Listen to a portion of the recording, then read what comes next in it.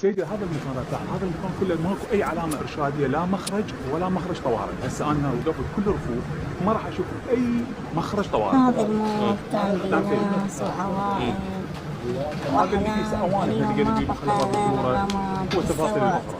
حددنا موقع بدايه الحريق اللي هو لا اله ليش؟ الا لان الله. عندنا فيديو سحبناه من اشخاص سقف المول نزل يتحكمون عليهم. عن مخرج الدخان، حددنا موقعهم وبطابق الفوق. قبل لا تنزل نعم رحمة الله بس نزل مبدئيا الحطب والنار. الاشخاص اللي بدون بحياتهم ممكن دخان يصعد من الاسفل يكون طابق فوقهم، بدنا الحريق وين؟ فوق ما عندنا شيء، الحريق من الجو. الناس هذا اللي هو افتنقت، الطابق اللي يحمي. مو بس من الحريق، افتنقت من النار. ظهر اكثر الجنك هاي متعرضه كل للحراره مرة جدا نفس عاليه. الجو.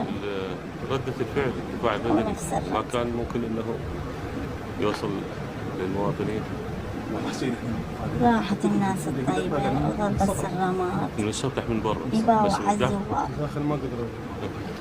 دولة الرئيس شوف بس المكافحة كان كلها يسأل بس من جهة واحدة بالأمام. وينكم وين لذلك النار ترجع تاخذ اتجاه الطابق، فما صار عندهم مجال يدخلون من اي جهه يعني، فقط من الامام يعالج بس، واللي يعالج وين يوصل؟ شو يوصل يعني قد 10 امتار، لكن هناك